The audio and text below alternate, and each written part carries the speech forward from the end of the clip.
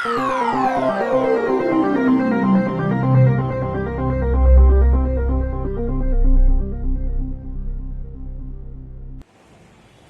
friends, welcome to Jyoti classes. In my last video we have discussed about the verb in the form of transitive verb and intransitive verb. Here we are going to discuss finite verb and non-finite verb. What is finite verb and what is non-finite verb? Okay?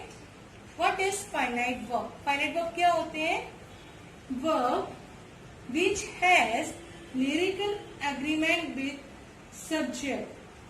Verb जिसका lyrical agreement होता है subject के साथ. That would be changed according to the person, according to tense and according to number. That means whatever the verb is given in the subject, it would be changed according to person, according to tense and according to number.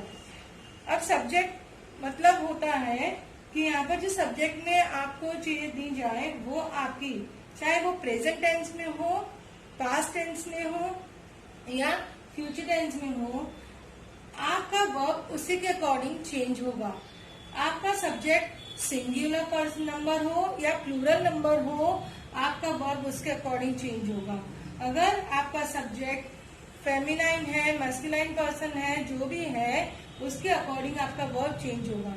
In the simple words, जब भी आपका subject चाहे tenses अलग हो, person अलग हो, number अलग हो, उसी के अकॉर्डिंग आपकी वर्ब चेंज होती है, तो ये आपका फाइनाइट वर्ब है. क्लियर? ये वर्ब और सब्जेक्ट के बीच में एग्रीमेंट होता है. जो वर्ब होगा उसी के अकॉर्डिंग वर्ब को होना है, जो सब्जेक्ट होगा उसी के अकॉर्डिंग वर्ब को होना है. Let's take some examples for that. Finite verbs are change as per the tense.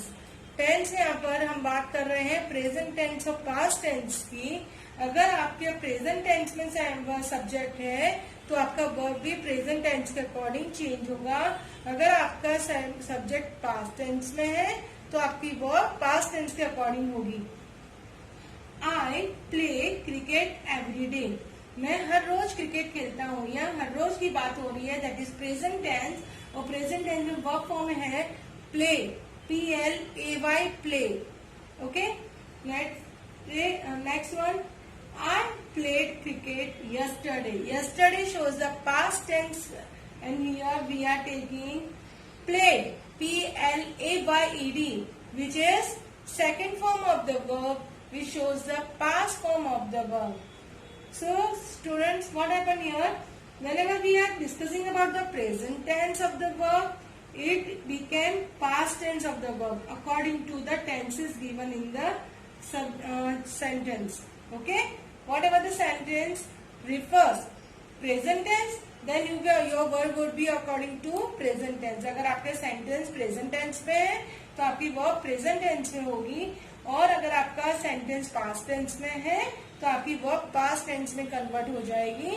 यानी कि आपका जो भी वर्ब फॉर्म है वो टेंस के अकॉर्डिंग चेंज होता है. ये एक सेटिस्फाइड हो गया condition. Second condition of finite verb, change as per person. Person क्या होता है बच्चों? First person, second person, third person. अगर आपका सब्जेक्ट फर्स्ट पर्सन है तो आप उसके साथ space form of the verb या क्या यूज करोगे? अगर आपके सिंपल प्रेजेंट टेंस में या प्रेजेंट कंटिन्यूअस में है तो SES या ING लगा होता है. और बात होती है सेकंड पर्सन की, थर्ड पर्सन की, तो उसके अकॉर्डिंग आपकी वर्ब फॉर्म चेंज होगी. Let's take some example. I run a mile daily. Run is the simple verb with first person. I first person है ना, तो उसके साथ आप verb form first form use कर रहे हो. Then after he runs a mile daily. Then look here, from first person to third person. Okay? तो थर्ड पर्सन में आके इसके साथ क्या लग गया? Third person singular noun SES. तो आप थर्ड पर्सन सिंगुलर नाउन के साथ SES यूज करते हैं वर्ब में, तो इसकी वर्ब रन से रन्स हो गई. क्लियर? यानी कि क्या हुआ?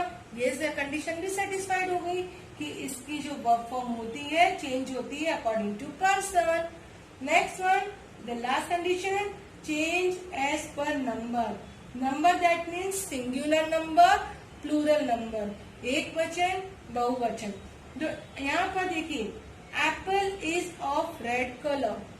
Apple is of red colour. Apple किस कलर का? Red colour. तो यहाँ पर सिंगुलर है ना बच्चों, तो सिंगुलर के साथ वर्ब क्या यूज की है हमने? इज यूज की है. इज सिंगुलर में, सिंगुलर के लिए यूज हुई है. Then after apples are of red colour. Now what happened? From is to are it become is to are, यानी कि इसकी वर्ब चेंज हो गई. अब क्यों चेंज हुई? क्योंकि यहाँ पर जो सिंगुलर था वो प्लूरल हो गया. एप्पल का क्या हो गया? एप्पल्स हो गया. तो प्लूरल के साथ मैंने प्लूरल वर्ब फॉर्म यूज की है. Clear?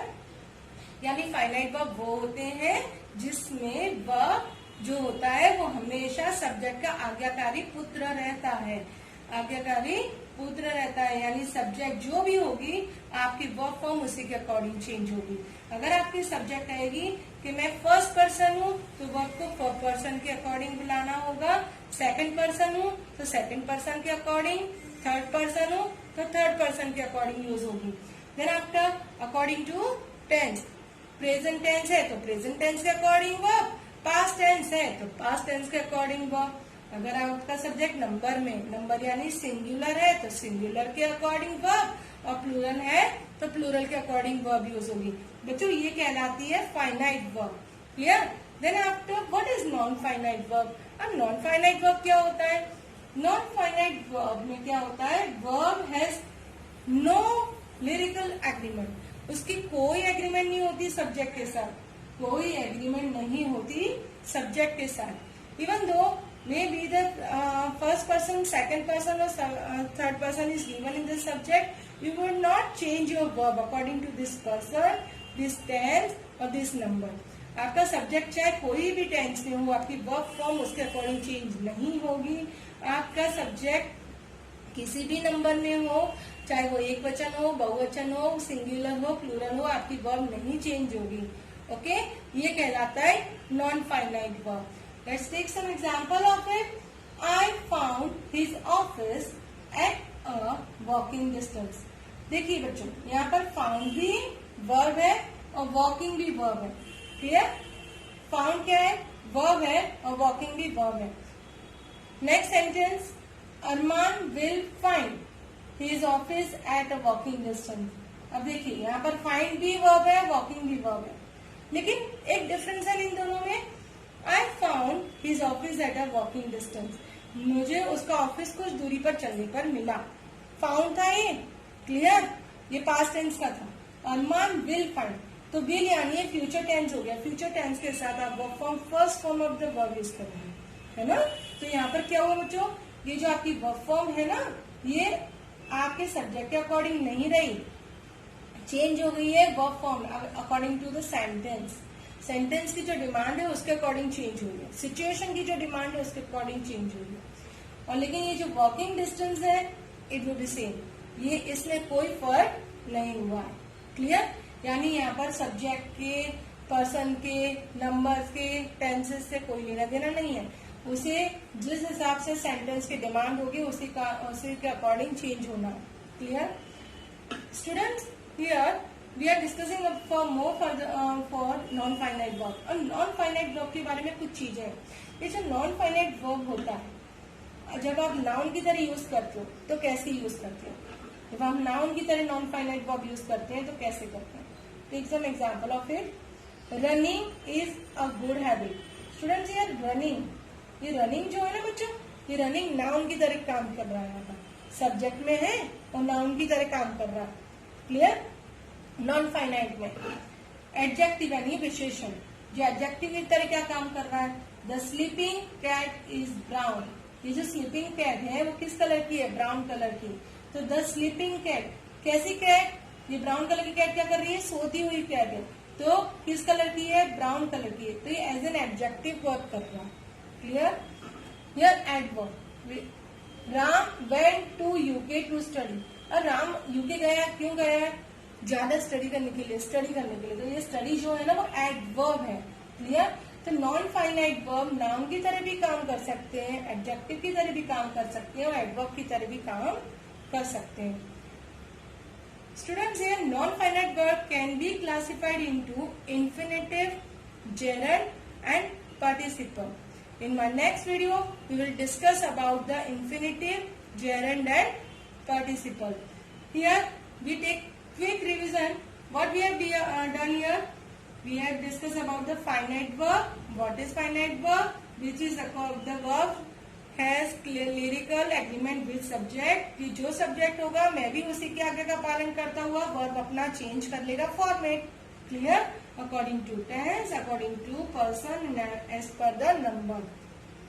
But as a vice versa non finite verb would not be change according to subject application. जो सब्जेक्ट होगा उसके अकॉर्डिंग वर्ब चेंज हो, ये कोई बात नहीं होती है. किसमें? नॉन फाइनाइट वर्ब में. इसमें जो आपका सेंटेंस की, आपके टाइम ऑफ सिचुएशन की क्या डिमांड है उसके अकॉर्डिंग आपका वर्ब लगता है. Clear? Non finite verb can be use as a noun, adjective and adverb. Okay, we will discuss about gerund, participle and infinitive in my next video. Till that, please like my video, like, share and subscribe it. Be safe at home. Goodbye.